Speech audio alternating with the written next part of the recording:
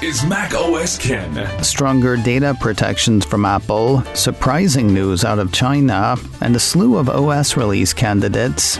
It is Thursday, the 8th of December, 2022. I'm Ken Ray, and this is news from macOS Ken, brought to you by yours truly and supported by people like you, patrons through Patreon. Find out more and add your support at patreon.com/macOSCan. Big security announcements from Apple on Wednesday. Some for select groups, one for just about every Apple user, some in press release form, and one tip sort of quietly. We'll start with the press release. Under the headline, Apple advances user security with powerful new data protections, the Cupertino company said it was introducing 3 advanced security features focused on protecting against threats to user data in the cloud. Those are iMessage contact key verification, security keys for Apple ID, and advanced data protection for iCloud. Those first 2 are for those select groups I mentioned. On iMessage contact key verification, Apple points out that iMessage and FaceTime have been end-to-end encrypted for a while, so messages and conversations can only be read by the sender and recipients, keeping conversations private and secure. But there are ways third parties could sort of slip into the stream, catching and spying on communications in transit. Now, to be clear, those ways are not easy, sort of the domain of state-sponsored attackers. With iMessage contact key verification, Apple says users who face extraordinary digital threats, such as journalists, human rights activists, and members of government, can choose to further verify that they are messaging only with the people they intend. And for even higher security, says Apple, iMessage contact key verification users can compare a contact verification code in person, on FaceTime, or through another secure call.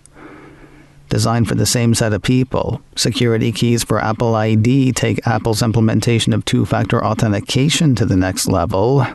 While over 95% of active iCloud accounts currently use 2FA, high-profile folks like celebrities, journalists, and government officials have tougher bad guys than most people trying to act against them.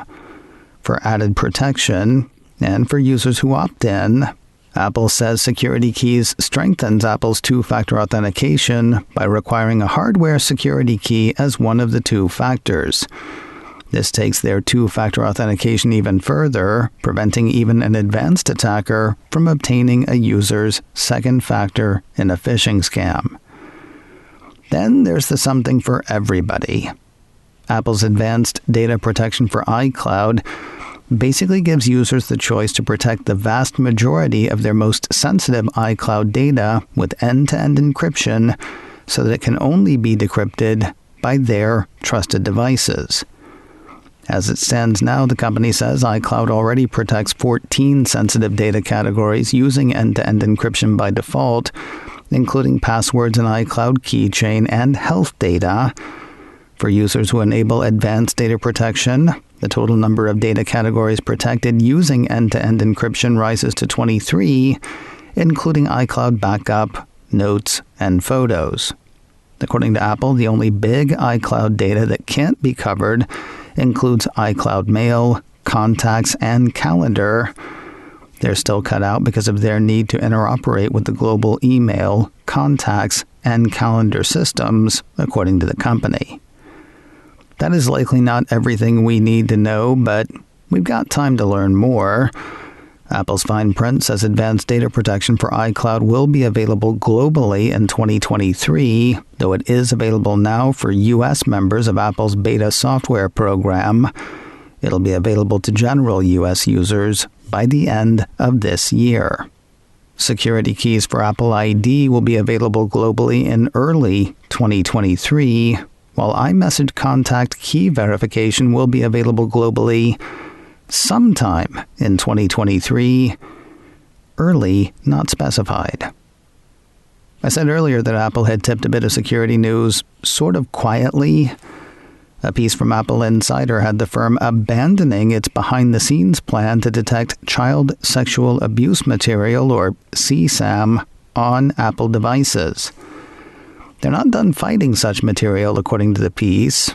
However, that fight will no longer include on-iPhone scanning.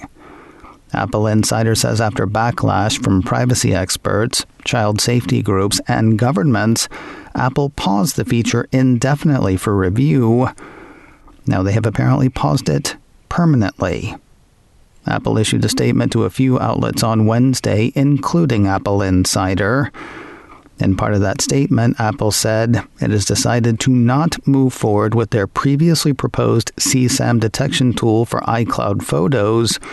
Children can be protected without companies combing through personal data, and they will continue working with governments, child advocates, and other companies to help protect young people, preserve their right to privacy, and make the internet a safer place for children and for us all. I started to say more bad news for December quarter iPhone shipments, though, as expectations go, we've heard worse.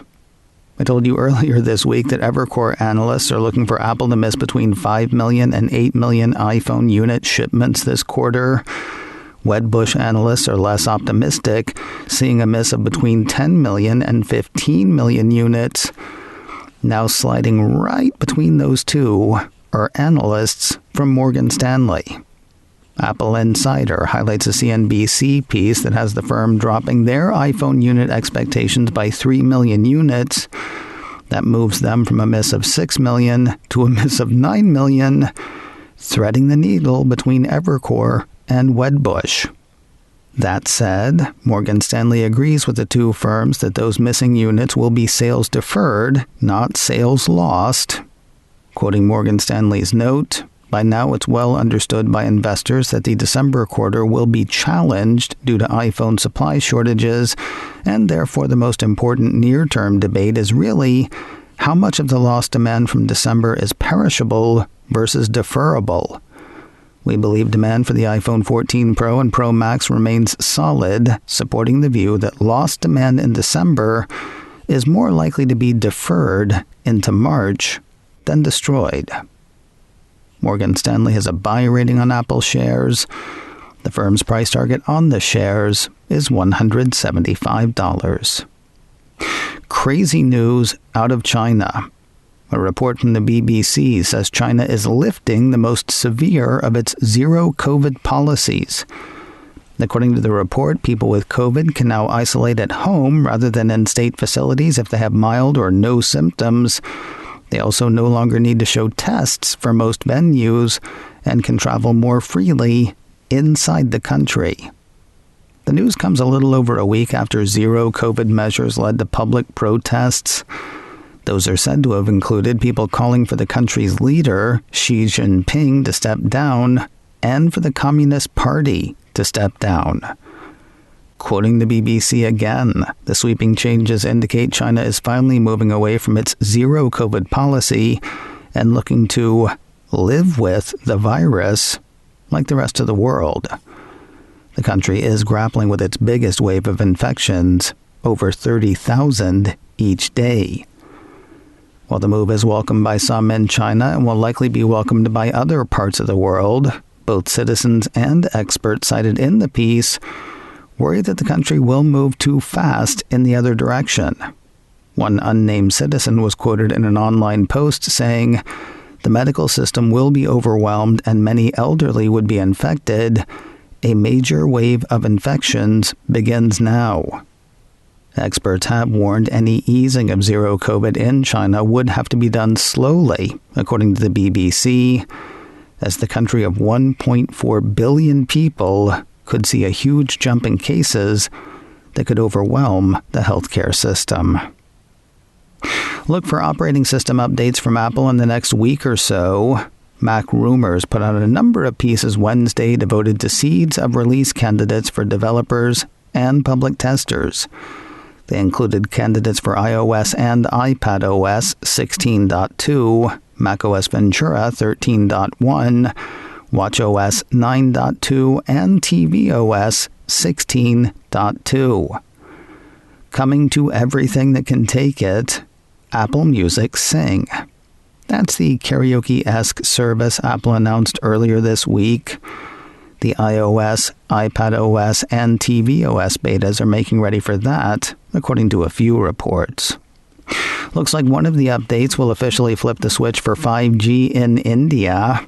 Apple said in November that it would turn on the wireless protocol for the subcontinent with a software update soon. Now it appears to be really soon. 9to5Mac says Wednesday's release candidate for iOS 16.2 activated 5G for compatible iPhones in the country. The feature will be supported by customers of Airtel or Jio carriers, according to the piece, so long as they are subscribed to a plan that supports 5G networking. Now, there is one other change coming to everyone, even if everyone doesn't want it. According to another piece from Mac Rumors, with the launch of iOS 16.2, Apple is expanding an AirDrop limitation that was introduced in China with the launch of iOS 16.1.1. Going forward, AirDrop will be primarily restricted to contacts only, and the option to turn on AirDrop for everyone will be limited to 10 minutes. If it had always been that way, it seems unlikely that anybody would care, that anyone would be clamoring for AirDrop to be always on for everyone. But it hasn't always been that way, and it comes at a questionable time. Quoting Mac Rumors again, Apple reportedly made this change in China in the iOS 16.1.1 beta after protesters in the country used AirDrop to spread anti-government material. Apple said that the feature was actually introduced in an effort to cut down on spam content spread in crowded areas like malls and airports. But we had a way to stop that if that was something that concerned us, right? This change comes at a questionable time. Today on the Mac Observer's Daily Observations podcast, two tales of fantasy spun by TMO writer Nick DeCorval. There's talk of Microsoft working on a super app. We'll talk about what that is and whether we want it. Plus, a side of my geekery that you've probably not seen. Nick says the video game Disney Dreamlight Valley is headed to the Mac. Hear about the many hours I have spent playing that game. That is all today on the Daily Observations podcast from the Mac Observer, online at macobserver.com or wherever you get podcasts.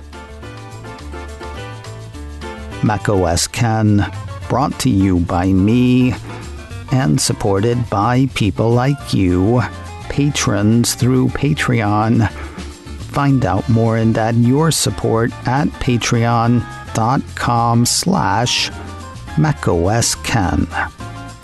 Advertising handled by Backbeat Media, online at backbeatmedia.com. You can reach me a couple of ways. info@macosken.com or call 716-780-4080. Until next time, that is news from macOS Ken. I'm Ken Ray.